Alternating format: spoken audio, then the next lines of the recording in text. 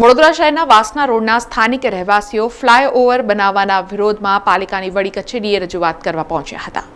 વડોદરા શહેરના વાસના રોડના રહેવાસીઓ આજે વડોદરા મહાનગરપાલિકાની વડી કચેરી ખંડેરાવ માર્કેટ ખાતે મ્યુનિસિપલ કમિશનર દિલીપ રાણાને રજૂઆત કરવા માટે પહોંચ્યા હતા, જ્યાં તેમની સાથે અકોટા વિધાનસભા મતક્ષેત્રના ધારાસભ્ય ચૈતન્ય દેસાઈ પણ જોડાયા હતા। જે પ્રકારે વાસના મુખ્ય માર્ગ પર મનીષા ચોકડીથી થોડા આગળ ફ્લાયઓવર બનાવવાની સૂચિત હિલચાલ ચાલી રહી છે, તેના વિરોધમાં તમામ લોકો એકત્રિત થઈને રજૂઆત કરવા પહોંચ્યા હતા અને ફ્લાયઓવર છોડીને અન્ય વિકલ્પોનો તંત્ર વિચાર કરે તેવી માંગ તંત્ર સમક્ષ કરી હતી। પહેલાં ગયા હતા ચૈતન્ય દેસાઈ અમારા જે એમએલએ છે એમને મળવા માટે, અને ત્યાંથી પછી અમે અહીં આવ્યા છે। અમારે જે વિષય છે એ છે કે મનીષાથી થોડું આગળથી જે ફ્લાયઓવર બનવાનો છે એ બહુ નાનો ફ્લાયઓવર છે અને એ ફક્ત એક સર્કલને ક્રોસ કરવા માટે બનાવેલો ફ્લાયઓવર છે। તો લોકલ જે રેસિડેન્ટ્સ છે એવું માનવું છે કે ફ્લાયઓવરની એવી કોઈ જરૂર નથી। જેટલા વિકલ્પો પહેલાં છે રોડને પહોળા કરવાના, એ વિકલ્પો પહેલાં આપણે જોવા જોઈએ, અને જો એ વિકલ્પો ના ચાલે ને છતાં પણ ટ્રાફિક જામ થતો હોય તો આપણે ફ્લાયઓવર બનાવવો જોઈએ। એટલે શું કહી રહ્યા છે, કમિશનર શું કહી રહ્યા છે? ચૈતન્યભાઈનો પોઝિટિવ એટીટ્યૂડ છે। અમે એમને ત્યાં એમની ઓફિસે જ પહેલાં મળવા ગયા હતા, ત્યાં એમને મળ્યા અને એમ આખી રજૂઆત કરી તો એમણે સમજ્યું હતું અને એમણે કીધું કે મને અત્યાર સુધી આ વિષય ઉપર કોઈ મળવા આવી રીતના નહોતો આવે, એટલે સારું થતું અને ત્યાંથી જ એમણે સીધું કીધું કે આપણે મ્યુનિસિપલ કમિશનરને સીધા જ મળી લઈએ। એટલે ત્યારે મ્યુનિસિપલ કમિશનરે પણ મળ્યા, મ્યુનિસિપલ કમિશનરે પણ બાંહેધરી આપી છે કે પોતે આ વિષયમાં પોતાનું ધ્યાન આપશે અને સ્થળની મુલાકાત લઈ અને કેટલી જગ્યાએ બોટલનેક છે અને કઈ રીતના દૂર કરી શકાય એ આવીને જોશે। જે ફ્લાયઓવર બનવાનો છે એ ખૂબ સાંકડો રસ્તો છે, પહેલી વસ્તુ એ 18 થી 20 કોમર્શિયલ કોમ્પ્લેક્સ છે અને આખા રસ્તા ઉપર 18 થી 20 જેટલા કોમર્શિયલ કોમ્પ્લેક્સ છે। આટલા સાંકડા વિસ્તારમાં ફક્ત 700 મીટરનો ફ્લાયઓવર બનાવવો એ કેટલું વ્યાજબી એક સામાન્ય માણસ પણ સમજી શકે છે। જો રાણેશ્વર સર્કલ ઉપર ટ્રાફિક જામ થતો હોય તો એના બીજા વિકલ્પો પહેલાં આપણે જોઈ લેવા જોઈએ અને પછી જ ફ્લાયઓવર જે છે એ પછીના વિકલ્પ તરીકે જોઈએ। તો આ મુદ્દાની સાથે સાથે અકોટા વિધાનસભા મતક્ષેત્રના ધારાસભ્ય ચૈતન્ય દેસાઈએ તેમના મત વિસ્તારમાં આવતા સનફાર્માથી ભાયલી તરફના ફ્લાયઓવર અંગે પણ તંત્રનું ધ્યાન દોર્યું હતું અને તેની જગ્યાએ સાયફન કરી અંડરગ્રાઉન્ડ પાણીનું બાયપાસ થાય તે રીતે કરાય તો નાગરિકોને પડતી હાલાકી નિવારી શકાશે તેમ જણાવી આ વાત સાથે ડભોઈના ધારાસભ્ય શૈલેષ મહેતા પણ સંમત હોવાનું ઉમેર્યું હતું।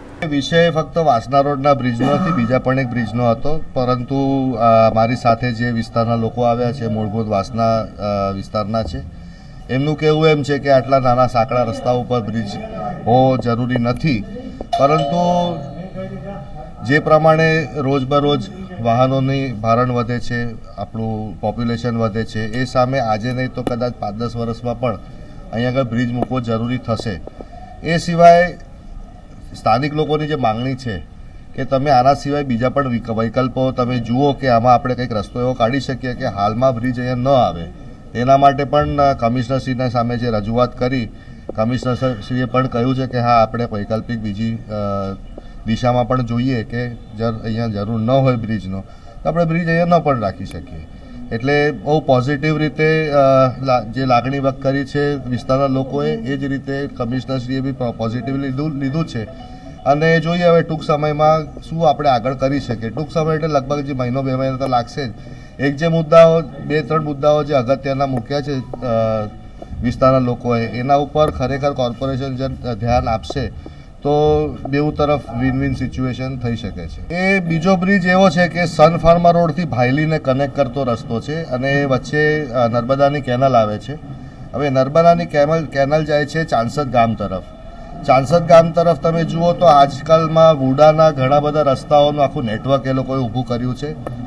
દેખાઈ આવે કે 2-3 વર્ષ શું એકાદ વર્ષમાં જ ત્યાં આગળ સોસાયટીઓને એટલી બધી તમારા અપાર્ટમેન્ટ્સને બધું બંધાય તો કદાચ ખેતરો તમારા ઓછા થઈ જાય અને પિયત જે ખેતરો છે એ પણ ઓછા થઈ જાય। તો નર્મદા કેનલમાંથી જે પાણી આપણે ચાંસદ સુધી લઈ જઈએ છીએ કદાચ ન પણ લઈ જવું પડે। તો આવા સંજોગોમાં ત્યાં સાયફન કરીને મળે તો વડોદરા શહેરને આઉટગ્રોથ વિસ્તારને જે કનેક્ટિવિટી માટે આપણે યુટિલિટીની લાઇન્સ નાખતા હોઈએ છીએ, ગેસની લાઇન નાખતા હોય છે, પાણીની, ડ્રેનેજની, બીજું કંઈ કેબલિંગ કરતા હોય, જીબીના કેબલિંગ થતા હોય, તો આ બધા માટે પણ બ્રિજ ઉપરથી આ લાઈનો લઈ જવી અઘરી પડે, પરંતુ સાયફન કરીને આપે તો જમીનમાંથી જ આ લાઈન લઈ જઈએ તો વધારે અનુકૂળ પણ રહે અને ગ્રેવિટીને પણ થોડું આપણે ગ્રેવિટી લાઇન્સને બધામાં બી અનુકૂળતા પડે। એટલે એ માટે કરીને